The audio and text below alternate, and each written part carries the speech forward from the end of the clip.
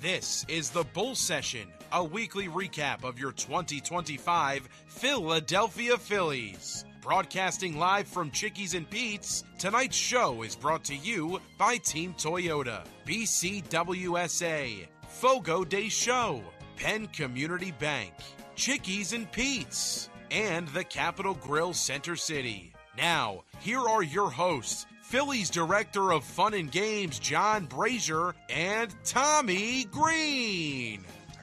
All right, welcome to the BCWSA Bull Session presented by Wapner Newman. We are live from Chickie's and Pete's in Warrington, PA. I'm John Brazer, the Director of Fun and Games, and joined by former Phillies pitcher from the 1993 Phillies World Series team, Tommy Greene, who celebrated No-Hitter Day 2 days ago. How about that? Right? 2 days ago to have the now match, I right? feel as old as you, Braze. There you go. Yeah, it's been a long time ago. Well, let's talk about that with our special guest, former Phillies outfielder Doug Clemens. How's it going, Doug? Great, thank you. So, Doug, did you know that 2 days ago, you're welcome, 2 days ago, Tommy Greene had the no-hitter against Montreal. How about that? I did not know that. You didn't know that? That's phenomenal to think about that. It is. I was Looking involved back in a couple of no-hitters, but on the other end, the receiving end. I got them before they woke up, Doug. Getaway day in Montreal, 12:05, 12:35 game. Get them before they wake up. So how many no-hitters? So you were part of a no-hitter obviously on the offensive side. And how many, like more than one? Well, I was part of the Jim Maloney, threw a no-hitter for Cincinnati against the Chicago Cubs when I was with the Cubbies. Yep. Yeah. I hit 2 line drives to center field. He walked me twice. He walked 10 guys in that game, and he still Easy won on the guy no-hitter. who walks guy. I Unbelievable. walked 7. Did you really? Yeah. Obviously, they didn't have a pitch count back then. Anyhow, Jim Maloney was one of the great pitchers back in the 60s. Yeah. And the other was I was on the bench for that, watching the whole thing, Sandy Koufax's perfect game. Oh, How wow. about that Wow. one? You didn't want to hit that hook anyway, did you? Well, it was either going to be Harvey Keene or me making the last stat, I suppose. Right. They sent up Harvey Keene, and and Sandy struck him out. Now, was that in Dodger Stadium? In Dodger Stadium. Okay. Yeah, that was pretty interesting. Pretty intense. How many times you ever faced Sandy? I faced him 3 times. Okay. How was that? I'm a left-hand hitter. Yeah. Well, I hit 2 ground balls to short, and I also fouled the ball off that hit one of our pitchers' wives in the stadium. Wow. That was Lindy. Okay. Did he come up and pay you? Or Lindy McDaniel's wife, and he was a good forkball pitcher back in the day, and he struck me out one time. So I went 0 for 3, but being a left-hand hitter, I didn't get to face him that often. Well, I have to tell you what, you just showed me something right there. 2 ground balls to short. The approach. Yeah. The approach. Unfortunately, The approach tells he's staying on it. Well, that story reminded me of obviously the famous story of Richie Ashburn, who he hit a foul ball and went into the stands and hit a lady in the stands. And then they had to stop the game. They had to get the stretcher down. They put her on the stretcher. They start stretching her back up the stands, and then they resume the game. And his next pitch, he hit another foul ball, and he hit her on the head while she's on the stretcher.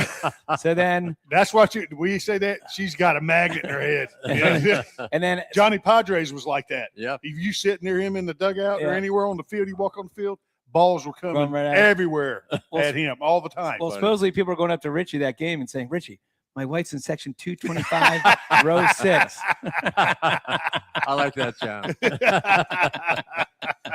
That was a good one. Good. Well, so how about on the other side? So were you ever on a no-hitter where you were actually on the team that no-hit the other team? No, I was close. Any close ones? Let's see. God, Probably over the years. I played from 60 to 68. I was going to say you played with Bob Gibson. So Gibson, that's what I was thinking, Gibby. Yeah. It could have been, but he did not throw a no-hitter when I was playing with the Cardinals for him as a teammate. God, had been some close ones, though. Oh, yeah.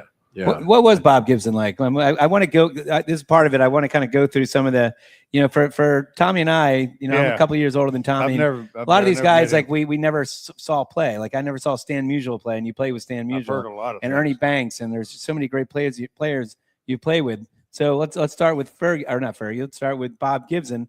We hear the stories that he was the most intimidating pitcher, like you couldn't in between the white lines. In the white lines, right? But he was a great guy as a teammate and a good guy, hard-nosed guy, just a hard-nosed guy. I remember Tim McCarver coming out to the mound one time, and Gibson's like, "What do you want?" right.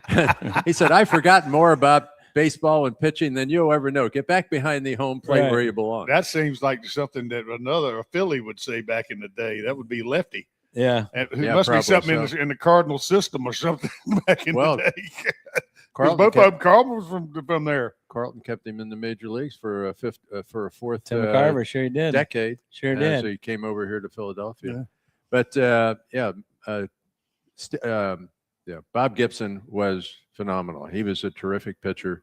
I think he had a 1.12 ERA one year, and in the '68 they won the pennant, but I think they lost to in '68. I believe they lost to Detroit when Mickey Lolich Right. had 3 wins in that series. But I played with some great players in '64. The whole starting infield for the Cardinals was the Kenny Boyer, Yep. Dick Grote, Julian Javier, and my good friend Bill White. Yep. And so there were some great players, and I always thought Kurt Flood was one of the best Sure. defensive players that ever played the game. He didn't have the arm that Willie Mays had, but he could sure play. Yeah. I went to the Cubs and played with Santo, Banks, and perhaps the best hitter I ever saw for one season. That was Billy Williams. Really? Wow. Billy Williams was just a sweet hitting ball player. Yeah, he was a great ball player. And they're all in the Hall of Fame. You played against Jimmy Wynn and stuff. Played against Jimmy Wynn. He was. I was thinking about you were talking about Gibson. I don't know if I probably told Brazer this story before. He's probably heard it.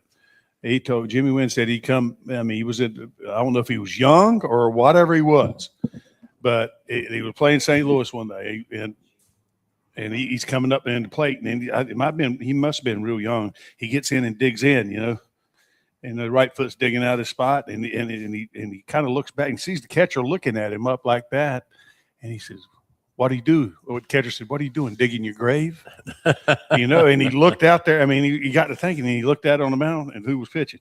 Gibby. Gibson. Right. Gibson. Well, Yeah. that's And this is what the Toy Cannon told me. Yeah. And he, I met him when I was played with Houston, and he said, "I covered up the hole and got back in there, and he still flipped me." Should have crawled in the hole. Well, He said, "I should have left it there. I could have got in it." I Yeah, would he love, flipped me. because I love the old school baseball. I would love to see Bob Gibson right now, transport him in time, put him out there now to face like Acuna and Soto, these guys that are, wagging their back, that are digging into the dirt, that are, taking a step away, that are, flinging their bat after a home run. Like John, he would not have appreciated any of that. He Yeah. would not have appreciated. Right. I know when I was traded from the Cardinals to the Cubs, and we were talking about that before we got on the air. That was June 15, 1964. Rolio, Bobby Shantz, and myself went to Chicago for Lou Brock and 2 minor league pitchers. I don't know how the hell they could give up us for Lou Brock, but somehow they managed to do it. Well, we've interviewed a lot of, I know we had Fergie Jenkins, and and that Fergie Jenkins, when the Phillies traded Fergie Jenkins to the Cubs, Larry Anderson we've had on a million times. Larry Anderson got traded for Bagwell, when that trade was Lou Brock, he wasn't established, right? He was kind of on the cusp of coming up in the minor leagues. That's right. And Yeah. but did people think that he was going to be? Well, certainly the Cardinal management did, and Right. he went on to lead. He led the '64 Cardinals Yep. to He hit 353 when he came over there, and he just was great in left field, and he went on to be great.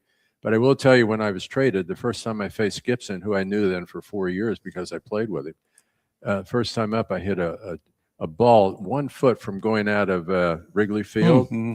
So I end up on second base, and he turned around. And he stared at me for like 2 seconds, and I thought, I'm going down. right. You knew He's gonna knock I'm me going to down. feel this one next time. You're going to fake a hamstring injury coming home. It should have been a home run. I still tell him whenever I saw him. Of course, Right. he's passed now, but whenever I saw him, that should have been a home run. It was too much of a line drive. I should have gotten under a little bit more. I wonder if the story, you remember hearing a story about him when he was with the Mets? Did he coach with the Mets? And Bob Gibson? Gibby. I don't think so. They had him somewhere, and he was throwing batting practice.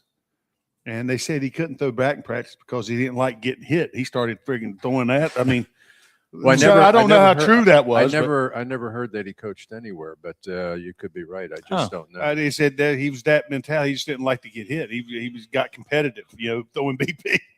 Well, speaking of coaching, you guys remember Rick Wise? Yep. Rick Wise and you threw no hitters for Yes. the Phillies. Yeah. Rick also hit 2 home runs, and he's a good friend of mine. He's Rick now 80 swing. years old. He lives in Portland, Yeah, Oregon. we actually had him on I do a podcast with Tom Burgoyne, and he happened to be, this is probably about 3 years ago, he was coming through Philadelphia for some reason, and we found out he's in the ballpark, and we said, hey, let's try to get him. We'd never met him before, and had a great podcast interview. And, I think the only one that could ever match that single game performance is Ohtani at some point. That's right. But 2 home runs in the game. You're never going to have a 2 home runs no hitter. It's just. Rick is now, unfortunately, he's fallen on some hard times health-wise. Okay. He's now in assisted living out in the Portland, Oregon area. He just came through 2 major surgeries, and he has neuropathy, and he's got some back issues. And but we're on the phone together. I spoke to him yesterday after church. Actually, I called him on the way home. Don't tell him we said don't think about him. Yeah, tell him we're thinking about him. So when you got traded over, you said in '64, during that when you're watching the Cardinals run, then right? Did you? Because you were on that team. Right? Yeah, were you a little kind of wistful, or just I go from what ended up to be first place Cardinals, I ended up going to the 10th place Chicago Cubs. Obviously I was pulling for the Cardinals not to win the World Series in the sense that they did, because here I was traded from the team, and I never even got a World Series share. I was with the team for half a year. And the owners determined who's going to get a ring, but the players determine who's going to get a share or a partial share. And I always tell Bill White, but you didn't vote for me for a partial share, Bill. It's 64. Right. You should be buying you dinners. Right. He is. All right. Yeah. All right. Good. By the way, Bob Gibson, thanks, Chris Ermer. Bob Gibson was a Mets pitching coach, 1981. So you're right. He was sometimes referred to as the attitude coach because he expected pitchers to be tough and always in game on mode. The one thing I was going to, and the reason I brought up Rick Wise was after Rick's career ended, he ended up being a pitching coach for 25 years. Yes. 25 years. And pitching, and never got a hook to go to the major leagues to see if he could be a major league pitching coach. Always 25 years in the minor leagues. That's sort of strange, I mean, even today you got probably more guys that's never pitched in the major leagues being major league pitching coaches now. And I got to say, I don't like to comment. We're playing the Padres tonight, and Nick Castellanos is batting 6th, so that'll be interesting in San Diego. Phillies playing San Diego. I don't like the comments that Nick said on the way out that he said, it's tough to play for somebody that never played in the major leagues. About Topper. And I took that comment. I said, that's just an excuse. Think how many great managers have managed that never made the majors or had a cup of coffee. He didn't play. He's coached in the major leagues for how many years before he got this job? I don't think it matters if you played. He was a bench coach for the Yankees for all right. Under Torrey. But it shouldn't matter in any sport that you didn't play major league level. Some of the best coaches are guys that just worked. They took every ounce of what they had to make it to where they were. And so they knew what it took, for someone who has better talent to maybe get. Let me rephrase that a little bit as far as what I was trying to say. You got guys that were major league players, just got stuff to offer. Right. And don't get the opportunity. Yeah. And they were major league baseball players. I'm thinking of guys in my era. You think of Gene Mock. Right. Gene Mock, Sparky Anderson. Yeah. I mean, there are 2 classic, terrific coaches in their day. And if they had a coffee break for 5 minutes in the major leagues, that was a lot, because I don't think either of them played much in the major leagues. Yeah. But they knew and studied the game. Gene Mock, when I played for Gene Mock in Philadelphia, he was the best strategist type player or coach that I ever had. And he knew the game inside and out. And you talk about Topper getting let go, and I wasn't shocked at that. You can't fire 25 guys, so you're going to fire the manager. Well, I'm never shocked there's the first person to go are the coaches. Right, and they know that. A manager's hired to be fired at some point. How about Boston fired the whole staff? Right. They let everybody go. Right, so it's but also you mentioned 64, switching subjects, that, I said how painful was it for you, because here you go from the first place Cardinals to the, what'd you say, the 8th place Cubs or 10th place Cubs? 10th place Cubs. Well, I guess it was more, and you said Gene Mock. At least it wasn't as painful as Philadelphia. Now, thank Oh. God I was born in 1965 Yes. because I'm already a suffering Phillies fan. And if I was a kid in '64 and watching that year, because actually the Cardinals beat out the That's I think right. it was the Reds and the Phillies, like getting close to the last day. Yes. Yeah. Right. And Gibson pitched the last game, and Ruiz stole home base. I remember Ruiz stole home base, home plate Chico in Ruiz, that. Chico Ruiz. And I was certainly not pulling for the Cardinals, believe me. I was pulling for the Phillies, even though some years later, a couple of years later, I was traded to the Phillies. But the Phillies were great. The Cubbies, we had a lot of fun, even though we were in 10th place. The Cardinals, I thought, were the best fundamental team, teaching-wise, that I played for. All right, let's go to break. When I come back from break, I want to talk about other players that you played with and against. Stan Musial being one of them, because I know your second year with the Cardinals, that was his last year. So I want to see if you can remember, like, was there a big send-off like they do now? Or was it kind of, at that point, I don't know. Sure. We'll go into that okay. when we come back. You're listening to the baseball, and I was about to say the Baseball Insider. Sorry, it's the BCWSA Bull Session presented by Wapner Newman. We'll be back with Doug Clemens and Tommy Greene in a little bit. Hey BCWSA customers, this is Tommy Greene from the 1993 National League champion Phillies. My friends at BCWSA are committed to providing us with safe, reliable water and sewer services. They operate state-of-the-art treatment facilities, provide clean drinking water, and make much-needed investments to protect our environment and ensure a sustainable future. Learn how BCWSA's investments help grow and serve our communities. Visit bcwsa.net. BCWSA, proven. Need auto service in a hurry? No one offers more service centers than the Peruzzi Automotive Group. More certified trained technicians to get you in and out. Appointments available within 24 hours. All makes and models. PA state inspections and emissions to major work including collision. All located on Route 1 in Fairless Hills. Visit any Peruzzi dealership for fast service. Peruzzi Buick GMC, Peruzzi Nissan, Mitsubishi, or Mazda, and their collision center. Penn Community Bank, we're your financial partner for all of life's moments. Our checking accounts are designed with you in mind, providing convenient access and 5-star mobile and online banking services to help you achieve your goals. Right now, you can earn a $350 cash bonus for opening a qualifying new checking account with direct deposits in the first 60 days. Visit PennCommunityBank.com/cash bonus to learn more. Penn Community Bank, here we grow. Offer terms and conditions apply. Limited time offers subject to change. Ask for full details. Member FDIC. Hi, it's Pete from Chickie and Pete's. Bring your party to Chickie and Pete's. We can handle groups of all sizes at our locations across the Delaware Valley. Big parties, small parties, company parties, family parties, get-togethers with friends. Order off the menu or our special catering options. We can do it all, including coming to your home or office or special Play 2 party packages at our South Philly location. Book your party today. Hurry, the space is limited. Visit ChickieandPete's.com for details. Chickie and Pete's is an official caterer of the Philadelphia Eagles Touchdown Club and a proud partner of the Philadelphia Eagles. We now return to Chickies and Pete's for the Bull Session. Once again, here are your hosts, Phillies Director of Fun and Games, John Brazer, and Tommy Greene. All right, we are back to the BCWSA Bull Session presented by Wapner Newman. I'm John Brazer. Joined my co-host Tommy Greene, our special guest, former Phillies outfielder Doug Clemens. And Doug, we were talking right before we went to break that you play with Stan Musial. Again, we never got a chance to, Tommy and I never got a chance to see him. And then your second year with him was in 1963, right?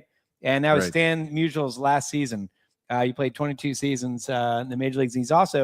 He's one of two guys, I don't know if you know this, he's one of two guys in Major League Baseball that are the all-time leaders in singles, doubles, triples, and home runs for one franchise.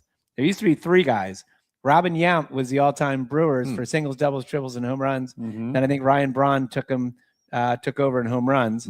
So then that just left Stan Musial and George Brett. George Brett in Kansas City Royals is the all-time singles leader, doubles leader, triples leader, home run leader. Now they got a shortstop there. They might make a run. I was just about to say, in about 15 years, we might say, no more George Brett. Might be Bobby Witt Jr. in one of those He's categories. a great player, isn't he? Yes, he's fun to watch. So what was I that? come in with his daddy, Ah, with Bobby Sr. Yeah. So what I mentioned, like in this day and age, you celebrate if someone's last year. I remember like Jeter's last year. There was a big hullabaloo, and some other players, the big send off. Was it pretty low key back then? Well, in a sense, it was a great celebration. They had all the dignitaries there. That particular game, we were playing against Cincinnati, and I mentioned a guy earlier when we were just talking, Jim Maloney. Jim Maloney pitched that day against the Cardinals. Stan was in the lineup.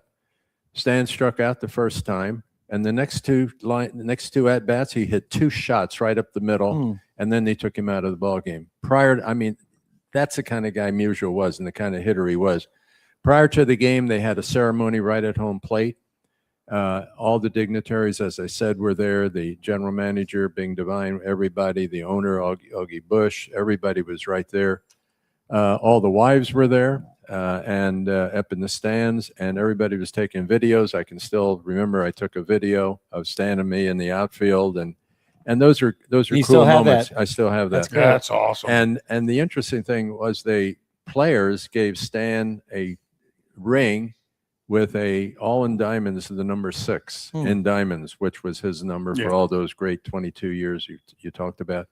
And Stan's wife was there, and Stan had a restaurant in Stan and Biggie's in St. Louis, and Mike Shannon later had a restaurant right near where Stan's restaurant was. But it was a great day, great to be part of that as a kind of a rookie, wide-eyed kid from Leesport, Pennsylvania, and here I am with the Cardinals, and it was great. What made Stan Musial? I mean, obviously he's one of the greatest ever played the game. When you were playing with him, what did you see in Stan that just made him? I mean, was he a physical specimen? No, he was about my size. Okay. He used a lighter bat than I use. He used a 34.5, 31-ounce bat, 34.5 inches, 31 ounce. Used a light bat. Yeah, M130. That's what I did. 130. That's what I had. M139, I think it was called, and he just could hit the ball anywhere he chose to hit the ball. He played it to all fields. He had lifetime 331, I believe, batting average, not bad. Yeah. But I will tell you a story that when he broke the National League record for most hits by a National Leaguer, and that was before Pete Rose, Stan was playing, I think, first base in Dodger Stadium, and I was playing right field.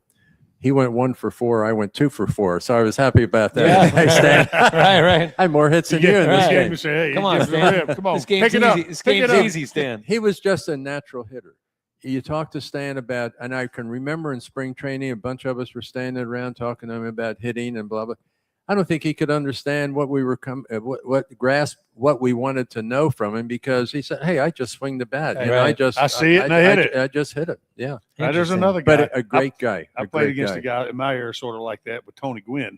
Oh, well, he was great. Yeah, I mean, talking about what the freaks of they and Tony obviously was a student of the game, as far as hitting is concerned. Also, I mean, he could teach it too. Who was the great player from Minnesota that always had knee troubles? Tony Oliva? Tony Oliva. Yeah. I thought he was perhaps one of the greatest players of all time, but he had a bad knee, and that was too bad. Physical problem. I'm looking at some of these, again, so you started off with, let's go through your career. So you were drafted by, first of all, you played, which I think is amazing. You played football. Did you know that he was a star halfback at Syracuse? Now, you're probably like, 3 years past Jim Brown?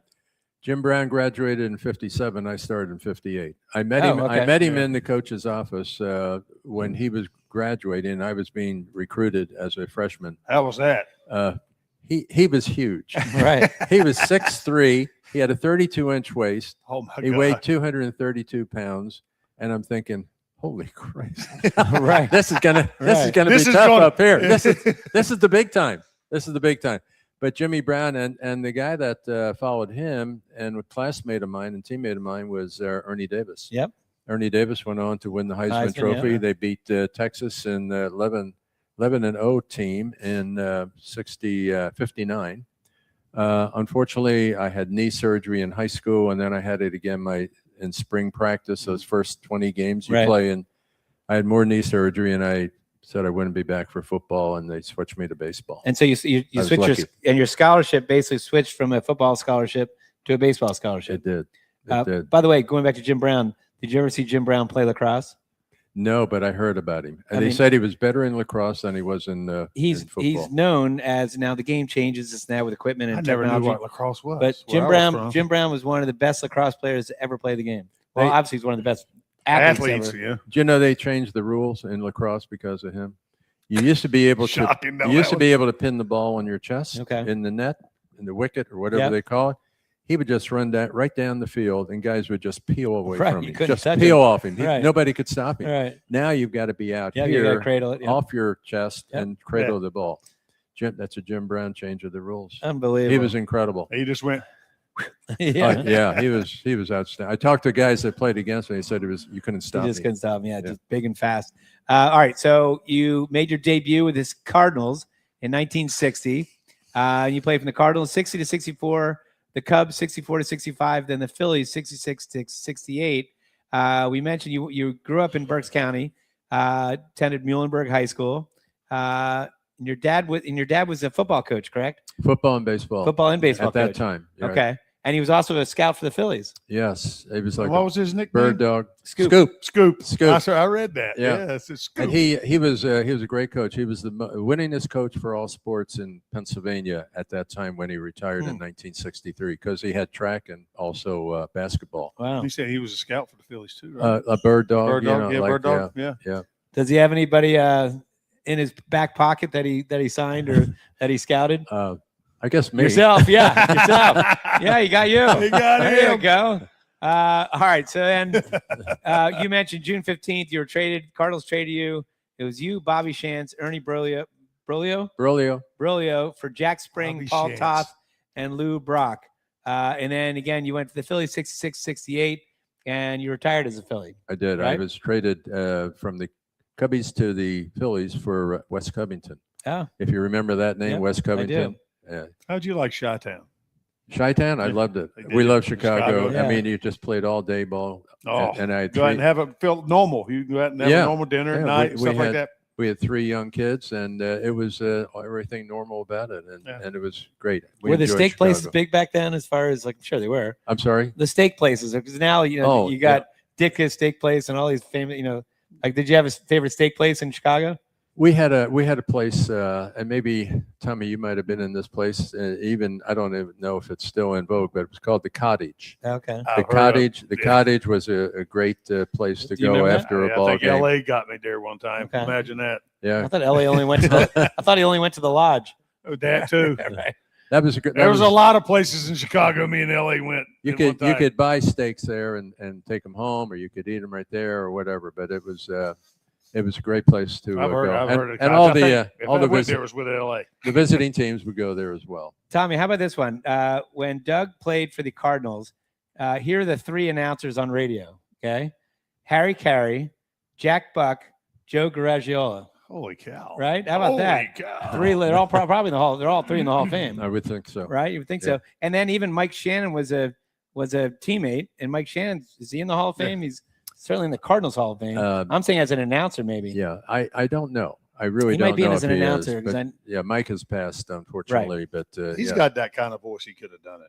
Did you ever think about that? Well, I did, and in fact, Bill White always said, "Why don't you speak on the radio well, and why Yeah. don't you just try out someplace?" And because Bill White was with Channel 6 WFIL after his career, and he was moving on to Yankee Stadium to be part of the Phil Rizzuto team, and he said, "Why don't you try out for the Channel 6 job?"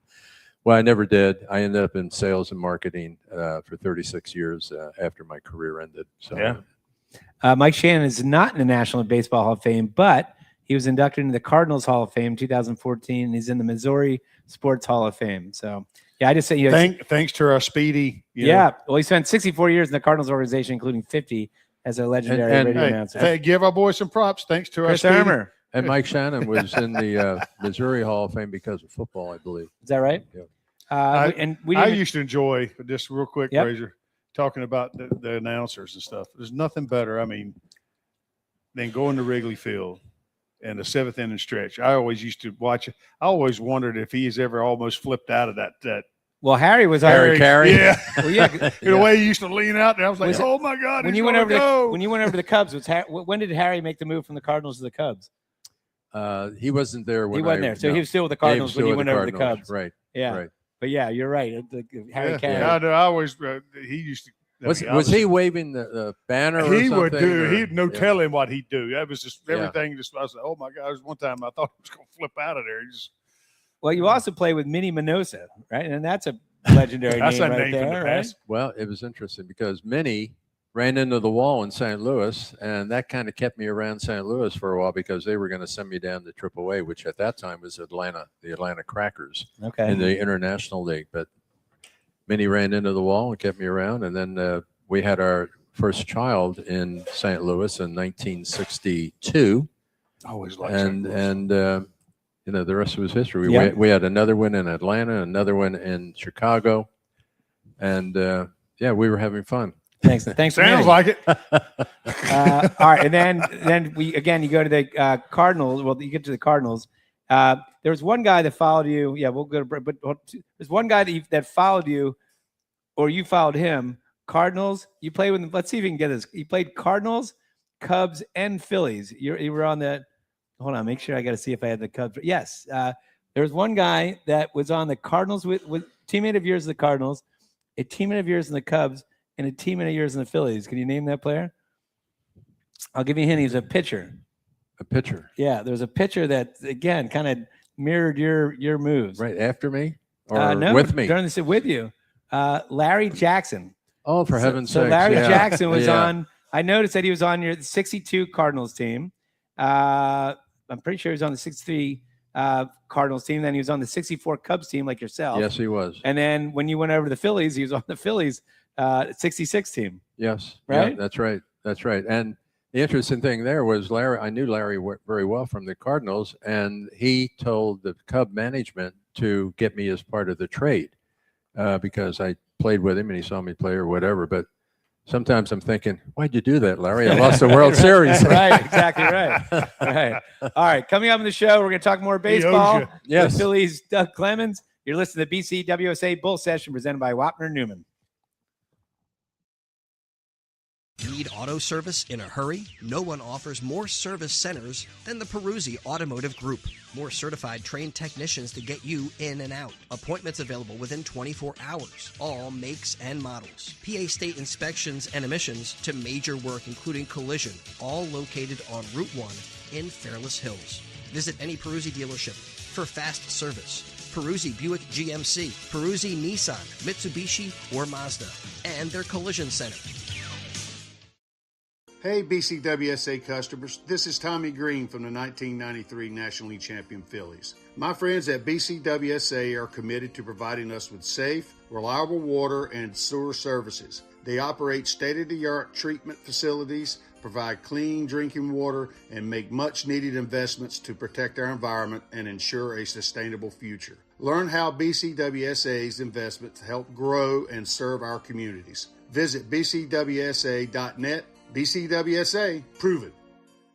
At Penn Community Bank, we're your financial partner for all of life's moments. Our checking accounts are designed with you in mind, providing convenient access and 5-star mobile and online banking services to help you achieve your goals. Right now, you can earn a $350 cash bonus for opening a qualifying new checking account with direct deposits in the first 60 days. Visit PennCommunityBank.com/cash bonus to learn more. Penn Community Bank, here we grow. Offer terms and conditions apply. Limited time offers subject to change. As for full details, member FDIC.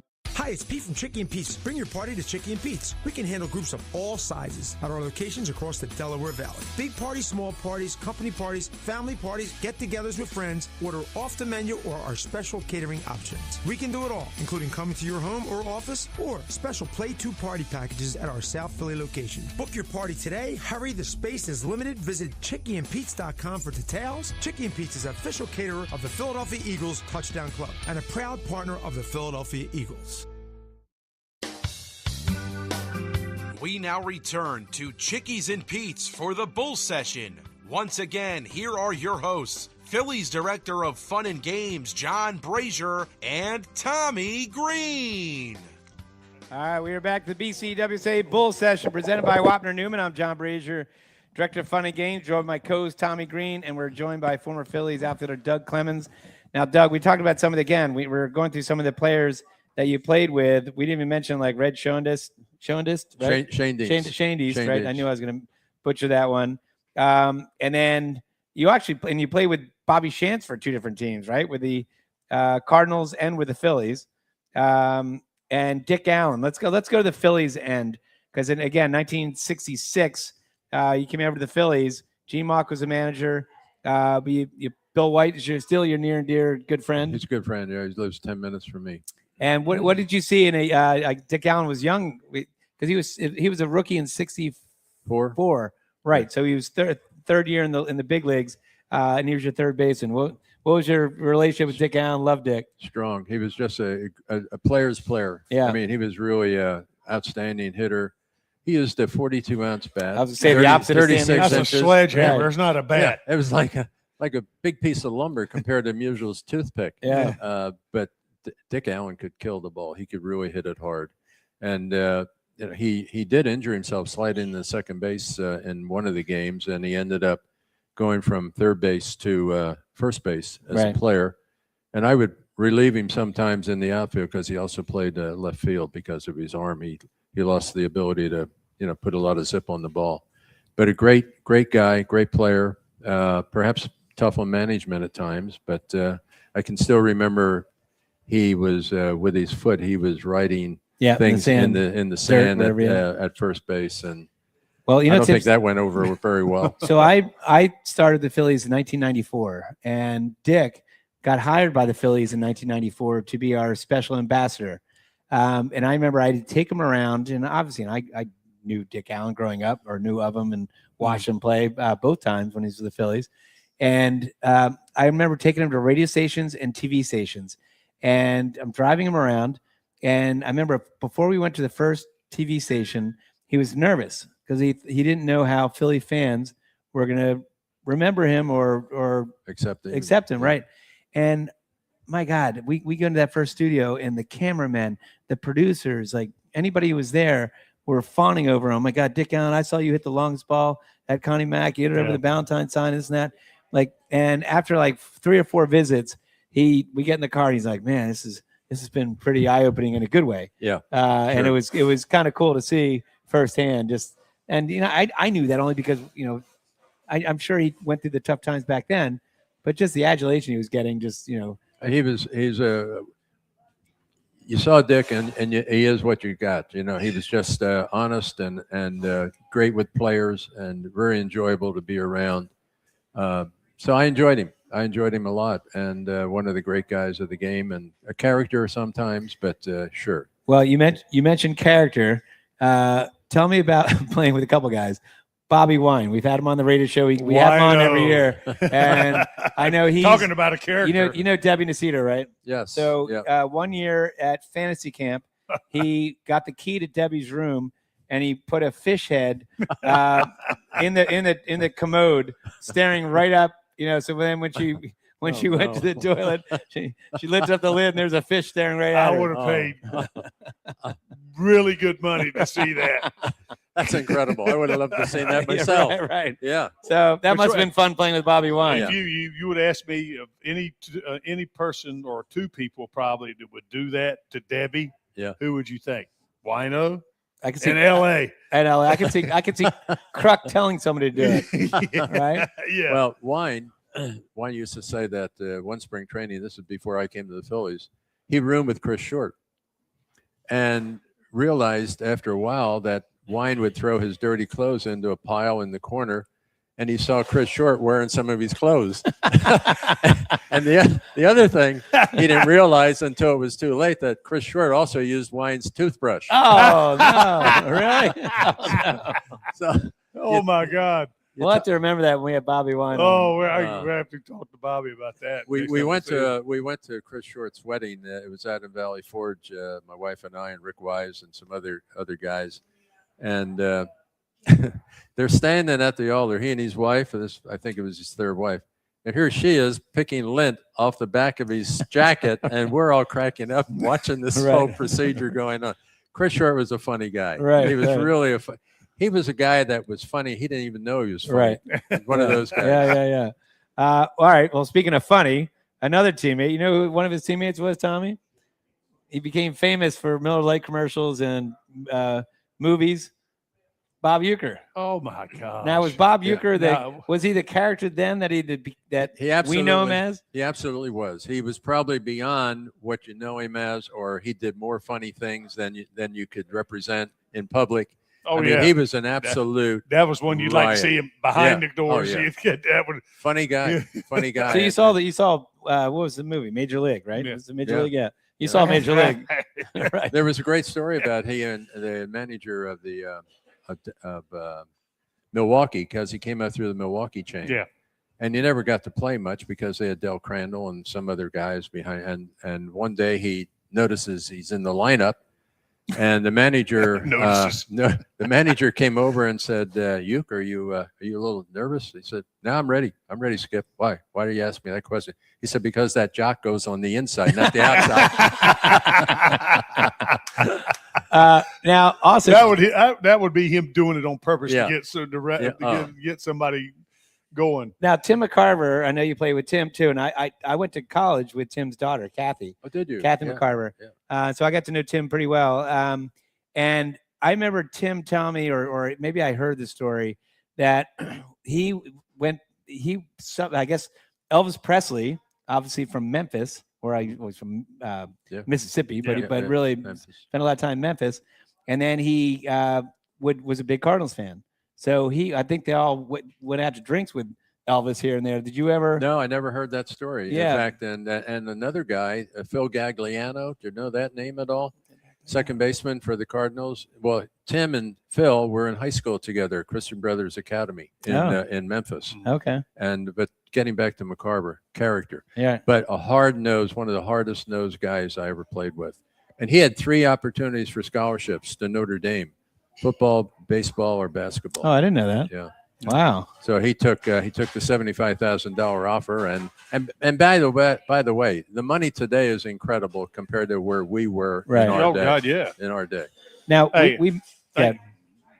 thank you guys for what y'all done for us, and they thank us for what we did for them. That's the same thing. It started with y'all guys. Well, thank God for Marvin Miller, and in '74 when Catfish Hunter, it wasn't Kurt Flood that broke the reserve clause. It was Catfish Hunter. Kurt Flood took it to the Supreme Court with Marvin Miller, our union representative, but he lost at the Supreme Court level. And then Catfish Hunter was to have a big payday for a bonus from the owner. Was it the A's or the Yankees? It was A's. The A's. Finley. Finley. Chuck. He was supposed to get a bonus because of what his record was, and Finley refused to pay him. And the law was that he was null. He was then contract null and void, and he became a free agent, and that's how it all started. 1974. Wow. My dad. I didn't know that. I'm surprised I didn't, because Catfish Hunter was my dad's favorite guy. Right. Because he's a North Carolina boy. Mm-hmm. and my dad was all about that. So. And he was, unfortunately, Catfish Hunter died of ALS, I believe. Yeah. And that's unfortunately. But Catfish Hunter and Andy Messerschmidt and some other guys from the Oakland Athletics, they were the ones that started the whole thing as far as the eliminate the reserve clause, and we are where we are today. Right. Yeah. Because you're no longer under the thumb of the owners having to play unless they trade you or cut you. Well, and then we're going to be interesting too, because the end of this season, it's the end of the labor agreement. So it's going to be that'll be, and I think they're going to be negotiating hard on both ends. So, all right, when we come back, we didn't talk about the current team. I do want to talk about Bobby Shantz a little bit, but let's talk about the current team. When we come back, we're going to come back with Doug Clemens. You're listening to BCWSA Bull Session presented by Wapner Newman. I'm John Brazer, joined by Tommy Greene and Doug Clemens.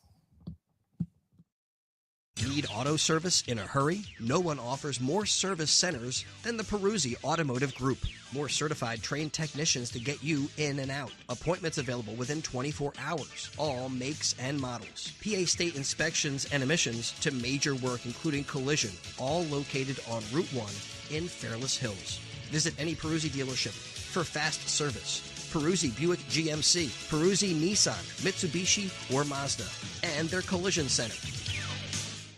Hi, it's Pete from Chickie and Pete's. Bring your party to Chickie and Pete's. We can handle groups of all sizes at our locations across the Delaware Valley. Big parties, small parties, company parties, family parties, get-togethers with friends. Order off the menu or our special catering options. We can do it all, including coming to your home or office or special Play 2 party packages at our South Philly location. Book your party today. Hurry, the space is limited. Visit chickieandpete's.com for details. Chickie and Pete's is official caterer of the Philadelphia Eagles Touchdown Club and a proud partner of the Philadelphia Eagles.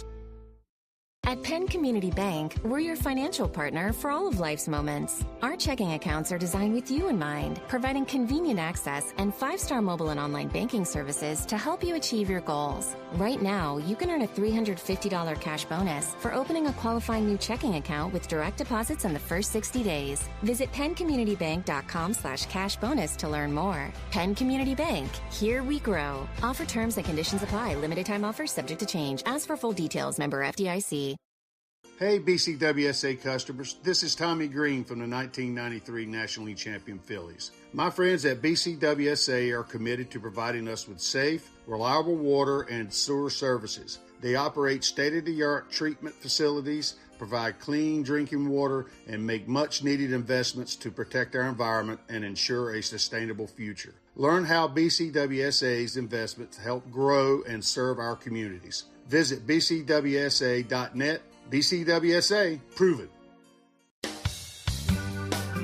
We now return to Chickies and Pete's for the Bull Session. Once again, here are your hosts, Phillies Director of Fun and Games, John Brazer, and Tommy Greene.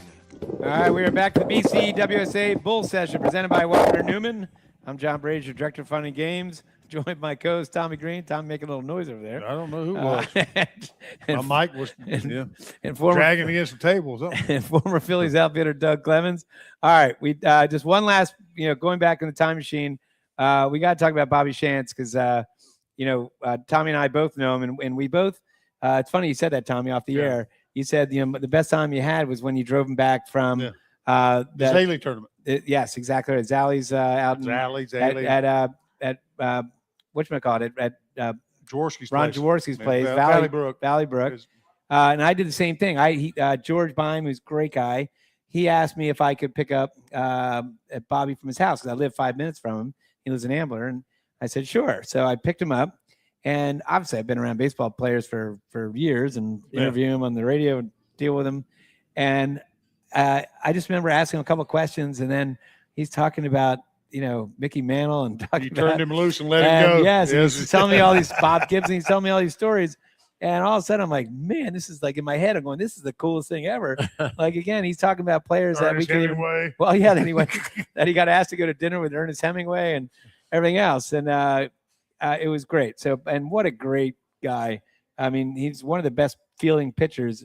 He and Jim Cotton. How tall was he? He was like 5'6" or 7. 5'7", I think, in his day, but he's about 5'5" now. Yeah, and a lefty, and just what made Bobby?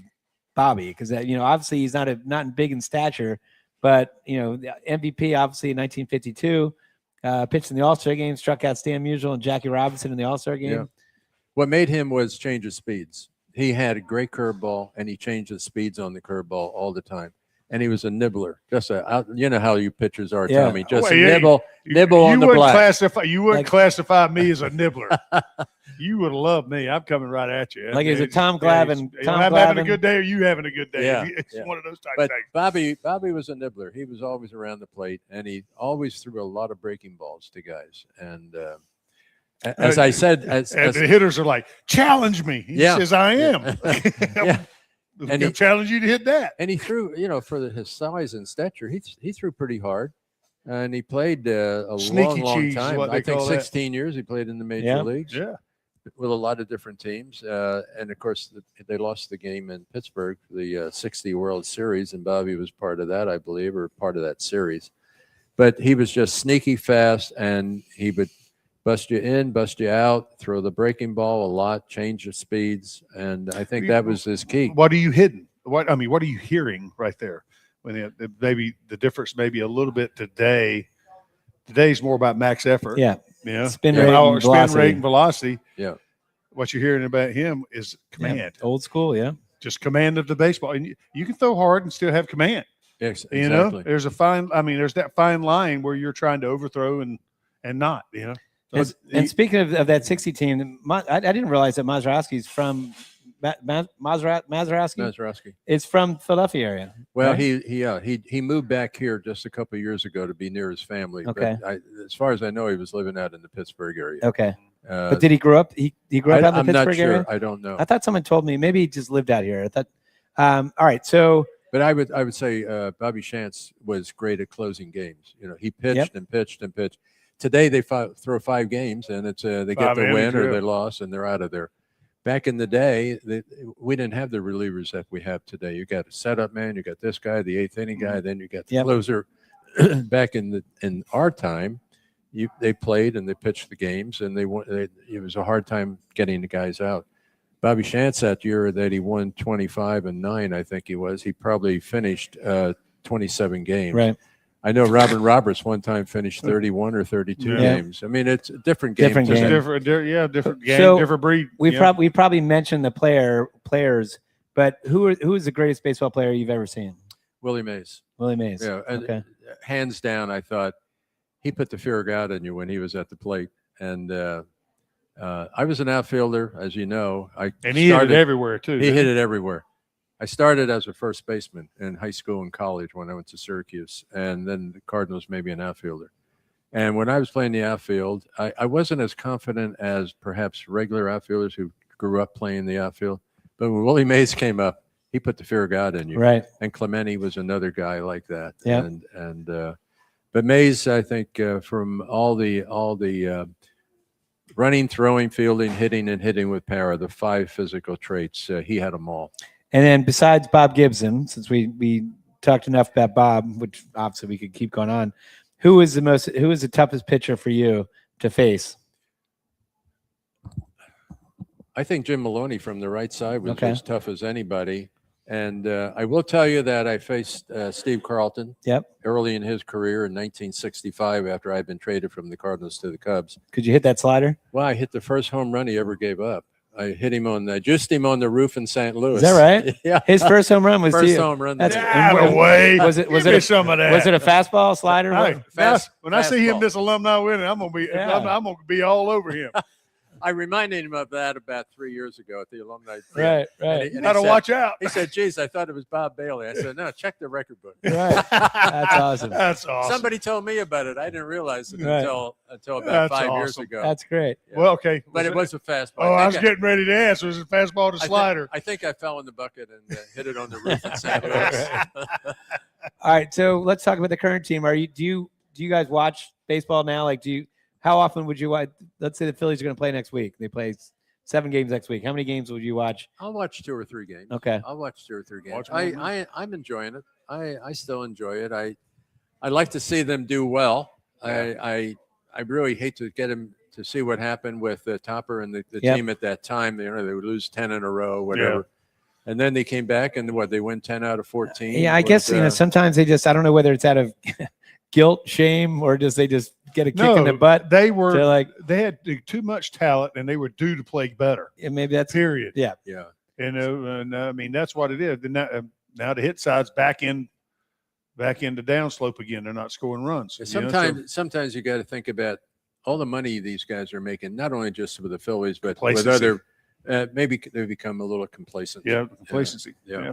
I can't vouch for that, but I mean, I know just by what I hear from the area you used to play, and I did it too. I mean, especially when you play minor league ball, we weren't making any money, and we had to have other jobs during the off season and stuff like that to survive, and then these guys don't have to worry about that. They get to train and get to do, and then I come during the era where things started to change a little bit. Then also, if you made it up AAA, got on the roster, you started making enough money, you didn't have to worry as much, but you still worked a little bit. Well, back in the day, I can give you some stats. The average salary was $28,000 for a major league ball player. There were a couple of guys making 100 or 125, like Musial, those guys. And the minimum salary was $7,000. Yeah. $7,000. Yeah. Meal money was $21 at the major league Right, level, right. $3 in Class C. $3. $3. What are you gonna I do would in think Class mine's C? 11 or 12 when I come through the minor leagues. or But something like that. today, look at the differences today. The average salary is over $4 million, and the minimum is 760, Yeah. 770, It's something like that. unbelievable. When I come in, it But was that's all 60. because of where it went, and Yeah. that happens because of maybe greed on this side, and now it's a little bit of Yeah. get what you can. Yep. On the other side. And when I come, it was 62.5 when I come. The minimum was. Okay. So that's Yeah. when I come up. All right, well, let's talk about two of the players that are on an unbelievable run in this month of May.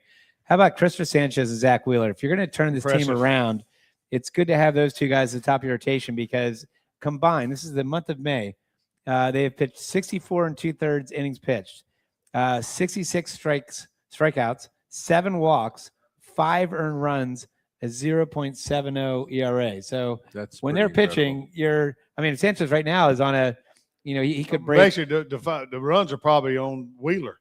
Well, yeah, because Sanchez hasn't given up a He run. given a run in almost 40 innings. Sanchez is looking to break, I think it was Grover Cleveland Alexander's record for, I want to say it's like 44 straight innings, shutout innings. Fantastic. And I think he's at 39 or something. So something close to And that. what do you see? I mean, just watching him pitch, Doug, you see he challenges the zone. He really does it. But and a fastball changeup. And now that changeup must be great. I mean, it must be the best changeup in the league. I mean, it comes out just like his fastball. I mean, just like it is, and his angle is so definitely the best. It might be the it's best. his angle. It's not like he's straight. I mean, his angle adds to it because sometimes it's a cut, sometimes it's a sit. Yeah. It might be the best pitch in the league. This might be hyperbole, but if you think about it, like players' individual pitch, you've got a lot of, obviously Mason Miller, the closer, he's got an unbelievable fastball, and you got other guys. It's like you're saying. I know where you're going to. I'm saying, like, when if the catcher said to the batter, you're getting a changeup, and he's probably still not hitting it. Yeah, I mean that's what I was getting ready to say. You could tell him some of it is still a great change, and he still whiffs. We call that a Bugs Bunny. Yeah, and Sanchez keeps everything down too. I noticed, watching him, he keeps everything down. There's nothing hittable above. What do you see him get all the time? Ground balls. Yeah. And you just mentioned another pitcher's name that off the air that we probably need to talk about too is Nola. Yeah. Nola. Feel bad for him. Well, I mean, but he's not a mentor, but he is a mentor because he watches him pitch every 5th day. And they're sort of in this, he's the right-handed slot guy like Sanchez is almost. Yeah. Sort of. And what does Sanchez do better than Nola does? He keeps the ball down. Keeps it He down. gets them ground balls. Yeah. He doesn't give up the fly balls like that. And Nola's fly balls are home runs. Yeah. Seems to be. Right. Well, in that ballpark, you got to. I mean, you're playing with Titleist now in a small ballpark. A lot of Nola's pitches are kind of sweet, and they hit right in the sweet spot, where the hitter loves the ball. And that's unfortunate because he does give up a lot of home runs. Yeah. He's always giving up a lot of home runs. He's in that love zone, what we call it. Yeah. That love zone. You either got to be down or up above it. And also, I think he's lost a little bit off the fastball. Yeah, I mean, but that to me that not necessarily mean you can't pitch. It means you have to adjust. Yeah. And that's part of it. There's a lot of guys that's made that adjustment. And still been able to compete. They might not be to the capability they were, but to compete and keep your team in ball games like you're supposed to. I feel bad for him. I really hope that he gets out of it. He's pitching Oh, tonight. he's such a great guy, too. One of the greatest guys you'll ever meet. Yeah. And, the one thing they are going to have to figure out, this is more of a Dave Dombrowski issue for the team, is that they are just, right now we're 2 months into the season, and their numbers against left-handed pitchers, starters, is atrocious. So they're going to have to figure that out, whether that's in way of acquiring a right-handed bat, or some of the guys is getting better against hitting left-handed pitching. Well, to find that, I mean, they've been trying to find a right-handed bat for how long now? And everyone they seem to find hadn't been doing it because we got a ton of left-handers. But come playoff time, for sure. Come playoff time, they're going to load up with lefties in the bullpen and the starting rotation. All right, well, that wraps up today's BCWSA Bull Session presented by Wapner Newman. I'd like to thank my co-host Tommy Greene, our guest today, Doug Clemens, our on-site producer and engineer, Chris Ermer, and your statistician too, Chris. Thanks also to Chickies and Pete's in Warrington for hosting us today. And thank you for listening. We're going to be back next Monday at 6 o'clock at Chickies and Pete's in Malvern, PA. We're going to have former Philly Larry Boa will be our guest. Mickey Morandini will be co-hosting. Until then, have a great week. Tommy, and as the late great Harry the K says, We're out of here.